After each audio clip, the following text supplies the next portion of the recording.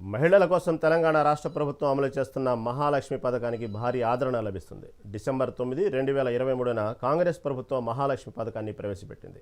అప్పటి నుండి ఈ రోజు వరకు ఆర్టీసీ బస్సులో ప్రయాణించిన మహిళల సంఖ్య 200 కోట్లయిందని, మహిళలను ఆర్థికంగా ఆదుకోవడమే కాంగ్రెస్ ప్రభుత్వం లక్ష్యమని అంటున్నారు అధికారులు. ఇక ఇదే అంశం మరింత సమాచారం మా ఖమ్మం ప్రతినిధి దేవేందర్ అందిస్తారు. తెలంగాణ రాష్ట్ర ప్రభుత్వం అందిస్తున్న మహాలక్ష్మి పథకానికి భారీగా స్పందన వచ్చింది. దాదాపు 2023 డిసెంబర్ 9వ తారీఖున ప్రారంభమైన ఈ మహాలక్ష్మి పథకం ఈ రోజుకి దాదాపు 200 కోట్లకు పైగా మహిళలు ఈ మహాలక్ష్మి పథకం కింద జీరో టికెట్లో ప్రయాణించారు. ఒకసారిగా మనం ఈరోజు రాష్ట్ర వ్యాప్తంగా సంబరాలు జరపాలని రాష్ట్ర రవాణా శాఖ మంత్రి పొన్నం ప్రభాకర్ పిలుపు మేరకు జిల్లా మొత్తంగా సంబరాలు అయితే జరుగుతున్నాయి. ప్రస్తుతం మనం ఖమ్మం నగరంలోని నూతన బస్టాండ్ వద్ద మనము ఒకసారిగా విజువల్స్ చూసుకోవచ్చు. మహాలక్ష్మి పథకం వచ్చిన తర్వాత కూడా మహిళలను ఆర్థికంగా మెరుగుపరచడానికి కాంగ్రెస్ ప్రభుత్వం ప్రధానంగా ఈ పథకాన్ని ముందుకు తీసుకుందని చెప్పాలి. ఇందులో భాగంగా మహాలక్ష్మి పథకం కింద కొన్ని ప్రత్యేక ఎలక్ట్రిక్ బస్సులు కూడా ఇప్పటికే రాష్ట్ర ప్రభుత్వం ప్రవేశపెట్టింది. సో ఆర్టీసీ బస్సుల్లో ఉచిత ప్రయాణంతో మహిళల భద్రతకు అలాగే ఆర్థిక ప్రయోజనాన్ని సర్కార్ అందిస్తుందని చెప్పాలి.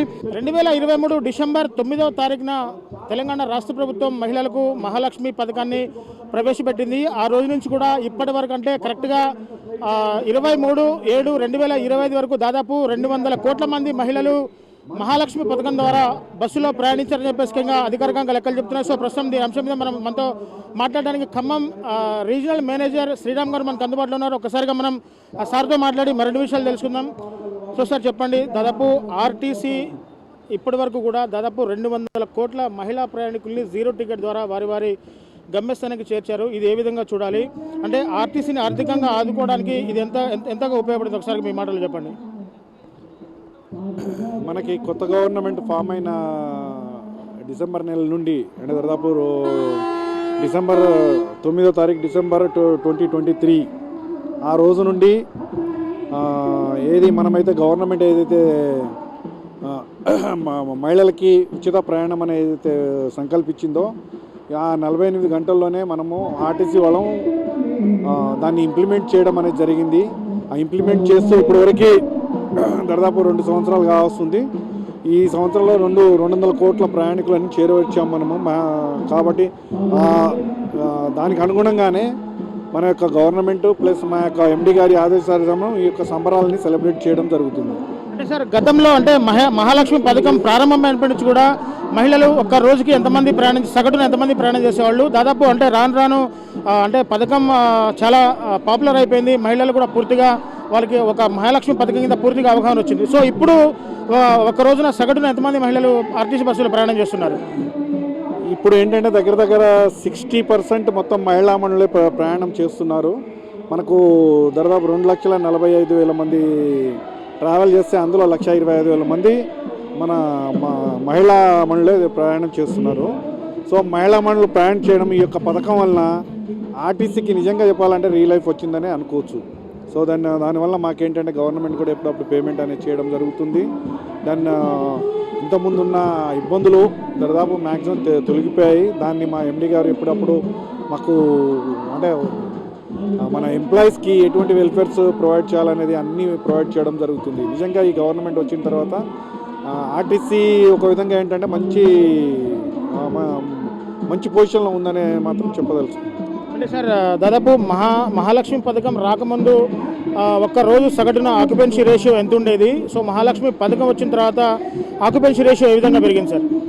అప్పుడు దాదాపు 65% ఆక్యుపెన్సీ రేషియో ఉంటే ఇక్కడ ఈరోజు 100% ఉంది. సో మనకి దగ్గర 45% పెరిగింది.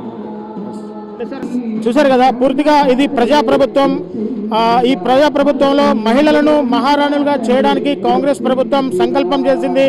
సో వాళ్ళ కింద మహిళలకు డ్వాక్రా గ్రూపుల కింద ఆర్టీసీలో అద్దె బస్సులు కూడా వాళ్ళకి ఇస్తున్నారు. అంటే ప్రతి నెల వారికి ఆర్థికంగా వాళ్ళకి మేలు జరిగేలా కూడా కాంగ్రెస్ ప్రభుత్వం చేస్తుంది. సో ఇందులో మహాలక్ష్మి పథకం చాలా కీలకమని చెప్పుకోవాలి. మహాలక్ష్మి పథకం ద్వారా డిసెంబర్ 9, 2023 నుంచి కరెక్ట్గా ఈ రోజు వరకు కూడా దాదాపు 200 కోట్ల మంది మహిళలు ఆర్టీసీలో జీరో టికెట్తో ప్రయాణం చేశారు. ఇది పెద్ద అచీవ్మెంట్గా ఆర్టీసీ భావిస్తుందని చెప్పేసి కూడా ఆర్ఎం శ్రీరామ్ గారు చెప్తున్న పరిస్థితి కనబడుతుంది. సో ఏదేమైనా కాంగ్రెస్ ప్రభుత్వం వచ్చిన తర్వాత ఇది పేదల ప్రభుత్వం, ఇది ప్రజా ప్రభుత్వం అని చెప్పేసి కూడా నాయకులు చాలాసార్లు చెప్పారు. కానీ అదేవిధంగా ఇది మహిళలను మహారాణుగా చేయాలి, 1 కోటి మంది మహిళలను ఆ కోటీశ్వరులు చేయాలన్న లక్ష్యంతో కూడా ఇట్లాంటి పథకాలన్నీ కూడా కాంగ్రెస్ ప్రభుత్వం అమలు చేస్తుంది.